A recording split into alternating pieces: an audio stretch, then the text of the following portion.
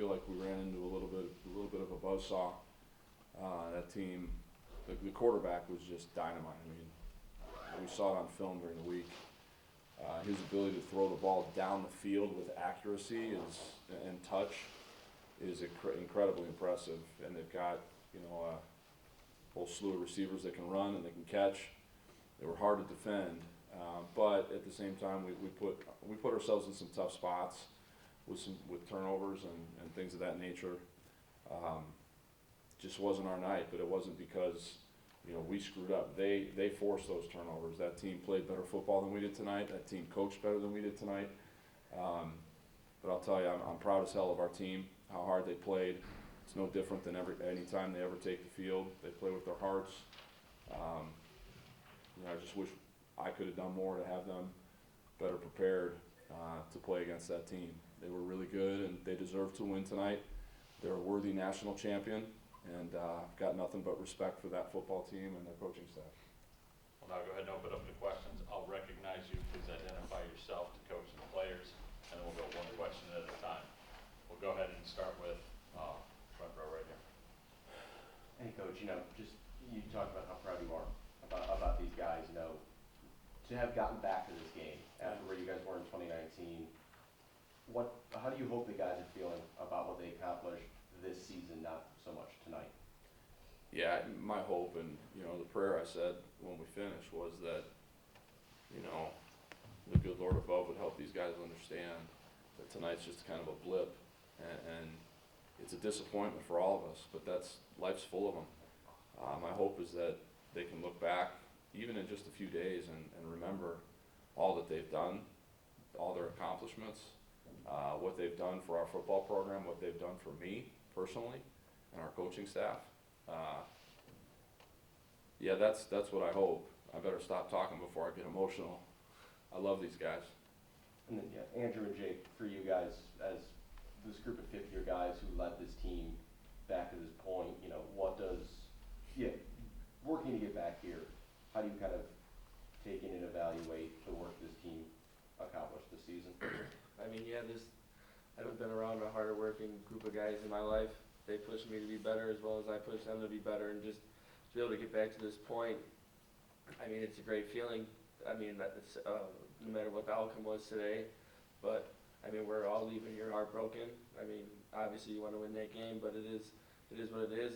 Hands off to Mary Hardin Baylor, great football team, and we knew it coming in. And yeah, I mean, then they still got this guy coming back next year. I mean, North Central's not going away, so that's what everyone is. Like, we lose a lot of fifth-year guys, but we all work just as hard as our underclassmen, and North Central's here to stay. Yeah, we expected to be here through our hard work that we put in the off season and throughout these last 5 weeks or 15 weeks, but it's just a lot of fun, that journey. So much hard work put in. It was just so much fun with all these guys who accepted taking on that role, putting in all that hard work and knowing what it takes to win. It was just a lot of fun the last 15 weeks. Keith McMillan here, D3 Football. Coach Keith McMillan from D3 Football. Must have been the first half was a roller coaster. It felt like, right? Yeah. Return to opening kick, like tonight's gonna be our night. Take a few shots from them, and then you're down a couple scores, and then you work your way back to halftime. You must feel like going in at the half that you're right where you want to be, and you have a chance to win another championship. Why do you think the second half didn't go the way planned? It's a great question. I thought we had some good discussions at halftime for some adjustments. We came out and we had the ball moving a little bit after they scored, and just things didn't go our way. We didn't make the plays when we needed to make them. But again, credit the other team. It's you got to give credit where credit's due. They forced the turnovers. They were moving Luke off his mark. They were hitting him consistently. And that kid I give so much credit to. He came in here. He practiced this week, but not at full strength.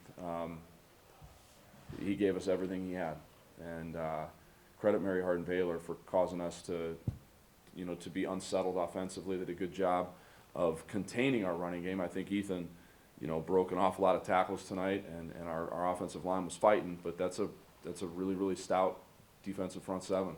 And their back half's the best we've seen all season long.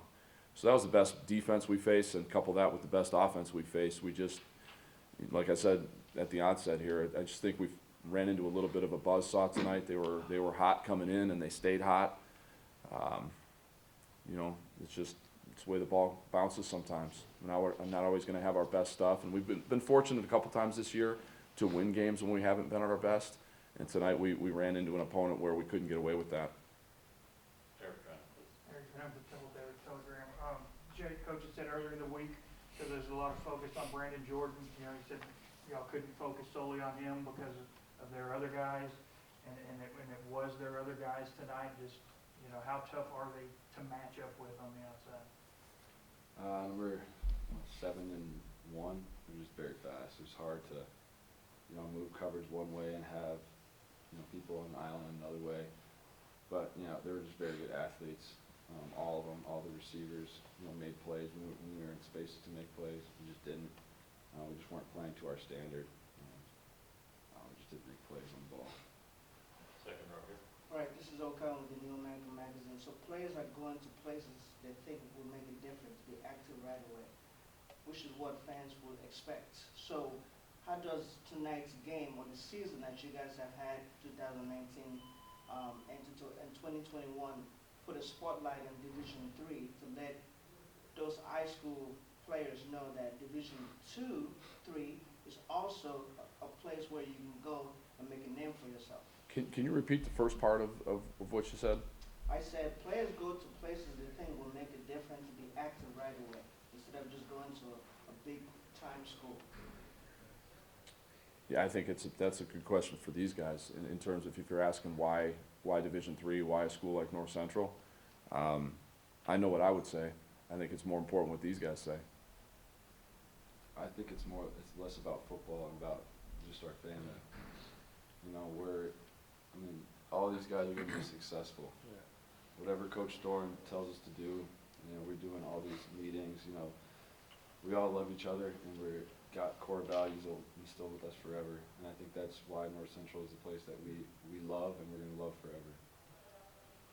I mean, I can vouch for that too. I was a D2 transfer guy. I didn't originally come here. So just being around this coaching staff and being around guys who actually care and that they're going to take time out of their day before football. It's not just football where at bigger schools, coaches might not necessarily care about your at-home life or what do you need outside of football. And that's what separates North Central, just the bond that we have and the brotherhood that we share. It's something different, something that I will miss for forever. Second row, far side. Jeff, you touched on this earlier, number 25, Hackett for them, their linebacker. Just what were your impressions of him tonight? We knew he was a really good player coming in. Ironically, he's not even listed as a starter. But yeah, heck of a football player. 33 is a really good player too. It's hard to find a weakness, you know, in their defense. Number 2, I think, is as good of a safety as I've seen in my 20 years at this level. And when you couple that with 4 guys up front that are as athletic and put together as they are, it really makes moving the football difficult. But 25 made some big plays tonight, for sure. Go with 1 or 2 more. Who would raise hand if you got one? Go ahead. Ethan, I know Andrew kind of alluded to this. You, a guy who's going to be, you know, you're already a leader on this team, but you're going to be one of those seniors in the huddle next year. How does the way tonight went after all the hard work you guys put in? How can that be a motivating factor for the off season and then into next year? I mean, just let it hurt. It sucks. I mean, there's no way around it. You want to win, and that's what you set out to do. And when you don't, you can't just pretend it didn't happen. You gotta remember this feeling, remember what happened, and let it drive you. I mean, that's what I'm looking forward to now from here on. I mean, getting home and hitting the off-season weights program and getting back into everything. Just gonna remember this moment and how I feel and the pain that I'm feeling, and how I'm never gonna let myself or let anyone else feel like this again on our team. Keith, Will? I know it's hard to think big picture in the moment, but if you take this trip to the Stagg Bowl in 2019 and this crazy year that you had in between, I I feel like we've changed the discussion a little bit in D3 to where it's more than just the Purple Powers. Let me know how you guys feel. Do you feel like North Central is perennially in the discussion now? Do you feel like D3 looks, from a national perspective, looks a little different than it did a few years ago? Yeah, I mean, I hope we've given hope to some other programs out there that don't wear purple. You know, I jokingly several years ago mentioned to our administration we need to add purple as an accent color, and they wouldn't do it. So I went and I bought, you know, an Xbox remote that I plugged in my computer, and it's purple. You know, everything I can do. But the standard in Division III football has been Mount Union, Wisconsin Whitewater, and quite frankly, Mary Hardin Baylor now too. And that's not now. That's been 5, 6, 7 years. My hope is that other programs see that it's possible. You got to believe, you got to dream big, you got to chase it, you got to get your team to believe that big dreams can happen, particularly when you ask God to be a part of it. That's just what we talk about. I'm a Christian guy. I share it with our guys. I don't tell them they have to believe what I believe, but there's not an ounce of me that doesn't believe that God's been a part of this from the very beginning, and He'll continue to be because we're going to invite Him to be. Yeah, I think we're going to be back. Because I know what's in that locker room, even without these amazing seniors. I know what's in there, and I know what, you know, the depth of their character. They're not going to give up, so it can happen other places too. But I don't think North Central's going anywhere. Either of you seniors have thoughts on legacy? That's real soon. Yeah, I mean, what we've done for North Central is obviously going to change the program for forever, but like Coach just said, me and Jake both know what's in the locker room. We both know the type of guys that are coming up behind us, and they had us to learn from. That's the biggest thing. From our mistakes, from the things that we didn't do right, from things that we did right, they know what we went through. So I know North Central's not going anywhere, and they're going to be a fun team to watch for years to come. Understand something, we got some massive, massive shoes to fill though. With these guys that are leaving, it's not going to be easy. But the standard Jake mentioned, our young guys understand the standard, and our old guys know the standard. And you know, when new guys come in, it takes a little bit of time, but eventually they get it, and that allows you to keep moving forward when it's player led. It doesn't have to come from the coach. These guys did it, you know. Gentlemen, I think that's a good place to stop here right now. Coach and players, thank you very much. Congratulations. Thanks, guys. Thanks. Appreciate it. Numbers are yours if you want.